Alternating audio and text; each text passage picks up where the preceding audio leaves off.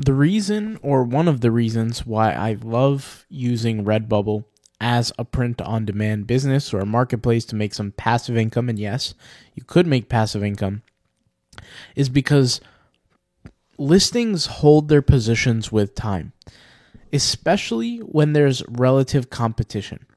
Now, I know that when I say certain things, sometimes things get jumbled up and mixed up, and let me explain kind of what I mean. A lot of the times when you guys have heard me talk, I talk about certain niches where you can find low competition niches and they can be profitable. But what if there's a niche where there is some competition, right? Like, for example, this niche here, like the tigers or tiger. This niche has 134,000 total results. At one point in time, there was much more, way before the Redbubble purge that went on.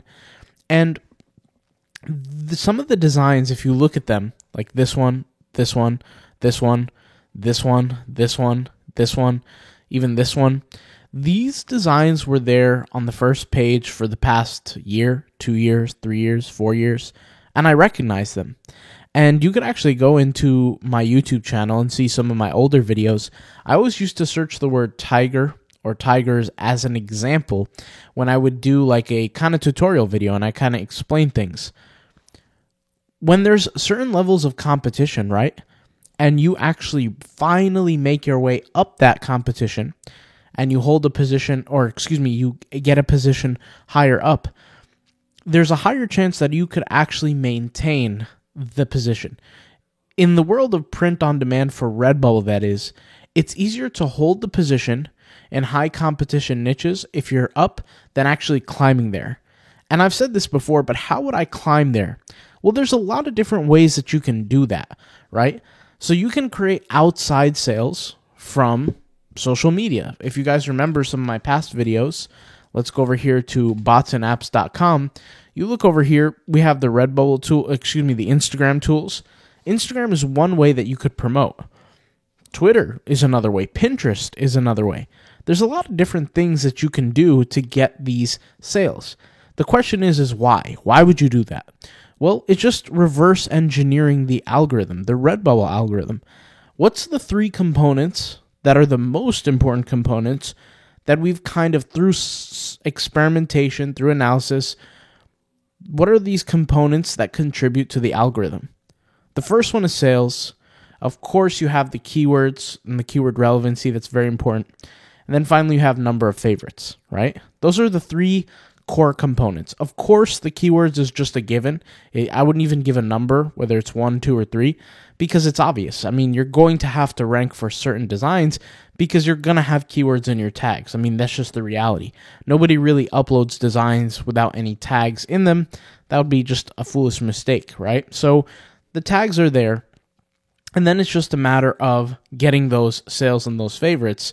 If you don't get the sales, then you can optimize for favorites. And we spoke about how to do the favorites as well using the Redbubble favorite automator tool. In fact, I actually created a live experiment using this tool. And what I did was I had a brand new Redbubble account. And what I did was I created a set of images. And at the time, guys, these were just regular images that I used for print on demand, just added them. Maybe it was 10 images, 20 images. I don't remember the exact number. All these videos are there on my YouTube channel, so you can go back and watch them. We literally have over 1,000 uploads, and that's not an exaggeration. But what we did was we literally added just a couple keywords of tags in these designs, and they all had the exact same tags, and the titles were all the same, right? And this is a little bit before the whole spam policies that Redbubble has, and it really wasn't considered spam. We were showing up in the marketplace. Everything was fine. Then what I did was I uploaded new designs, and I had the old ones. They had a bunch of favorites because I was using the favorite tool. And as you guys know, when you use the favorite tool, you get 10, 20, 100, 400, 500, depending on how many favorites you do, you get favorites back, right? And so the older posts that were just 2, 3, 4, 5 days old, they had much more favorites than the brand new ones. The brand new ones had 0. And then when I checked the ranking for these designs, right, on page like 5 were the ones with the favorites, and then on page 7 were the ones without the favorites. Now, mind you, they had the same title, they had the same tags. The only real difference between the first group of designs and the second group was the number of favorites. And so once again, through analysis, through experimentation, through learning, we kind of get to figure out what are the core components of the algorithms and what control, a design being in position 1, being in position 2, position 4, etc.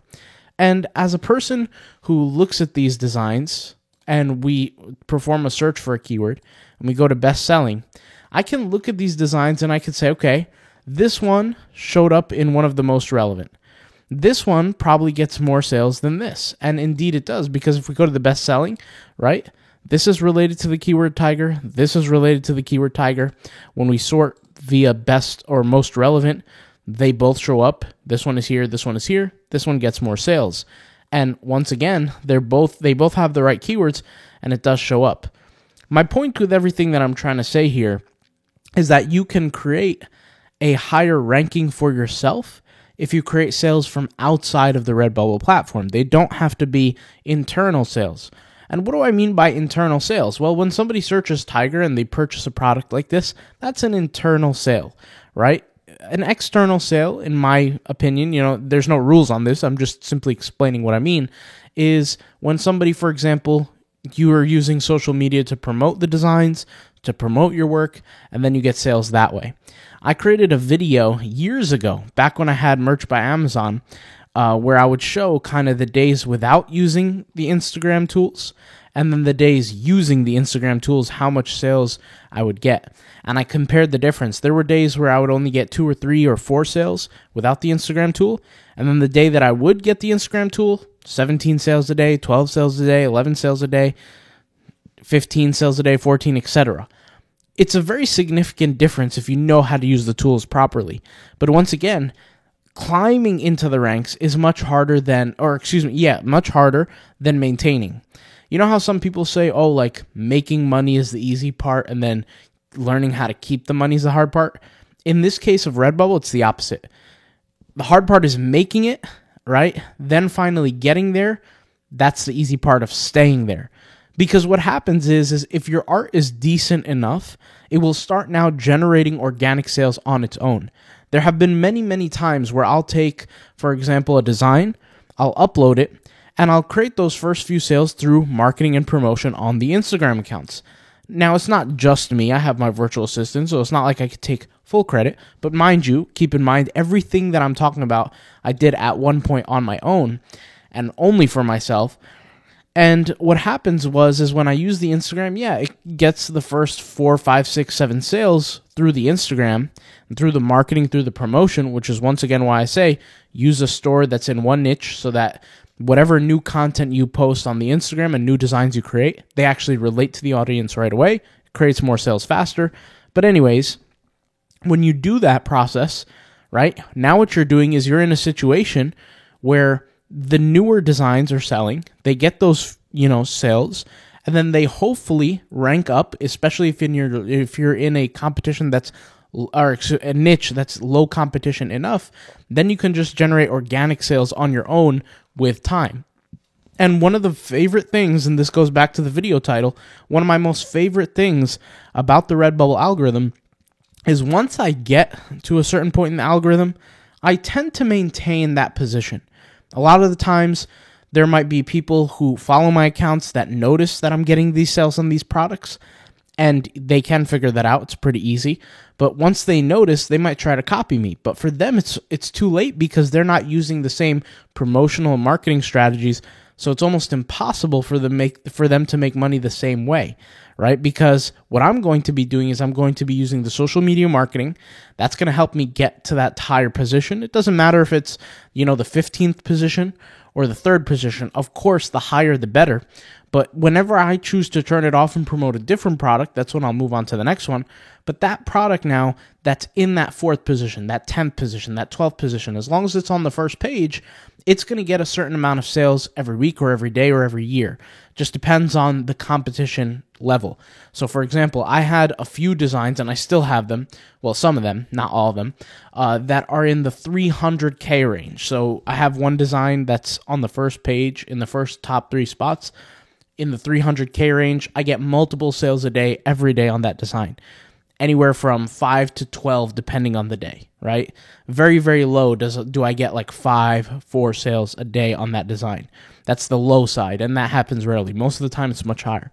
So that's an example of a competition, a niche that has a little bit more competition, but then again, I've ranked up through kind of climbing that ladder. But then I have designs that are in smaller categories, maybe only 10,000 competition or 4,000 competition, and the one in 10,000 or 4,000 competition does very differently. Like, for example, the one in 10,000 competition, I might get one sale every 4 weeks, but I'm at the top, right? The one in the 4,000, I might get a sale every 3 months, right? Every 2 months.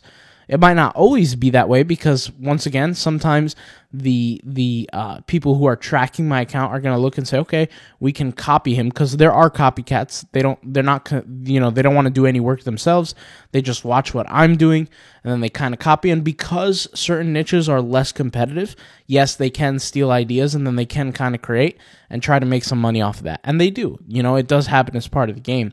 But for the higher competition stuff, they're not going to be able to. And this is also another reason why I try to keep my accounts anonymous, is because pretty much all the hard work that I do, people just end up seeing it and then just copying it straight up. So especially on my demo accounts, like I talk so much about my demo accounts, but that's kind of one of the reasons why. So the 3 parts to the algorithm: the sales, the favorites, and the keywords. Obviously, you're not going to appear in the search to begin with if the keywords are not there. So the keywords have to start, and the keywords come from learning how to tag properly.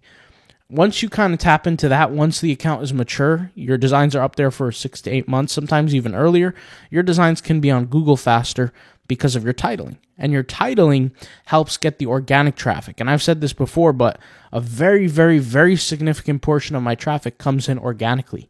So people who are searching through Google, people who are searching through the Redbubble search, they're finding my designs because of organic search. And I am doing social media, but social media accounts for maybe 30 to 40% at max. And so if I'm bringing in hundreds of viewers a week, I don't want to say a week, maybe every 3 days, hundreds, like maybe 500-600 viewers to the store, and mind you, at a conservative conversion rate, and that's only making up for about 40 to 30% of the store's traffic, then I have the other traffic coming in just purely through organic. Once that store, like I said, gets established, it's not right away, it gets established. This is why I made a video called The Snowball Effect, and I made that video over 2 years ago, and I was talking about how in the beginning it's the slowest time for the store, but as you work, you have a lot of different features and different things that are piling up, and they add up, and then they create more sales for you. So hopefully this video is helpful, guys. If you want to learn more about tagging, titling, the SEO things that I mentioned with Redbubble, check out the Redbubble SEO course. I'll leave a link in the description box down below. And by the way, I forgot to mention this. I was going to mention it in a different video, but I might as well now. I did a little update to the TeePublic course on the artisan to apprentice and artisan accounts, how you can kind of make that shift with some leaked information that TeePublic kind of released that's kind of hidden. Okay, so I'll leave that. I'll leave this course link in the description, but if you guys want to check it out, just go to autopilotpassiveincome.com. All the information is here. You guys could check out the courses, get access to them. All right, I'll talk to you guys later. Thank you guys for watching, and peace out. Bye.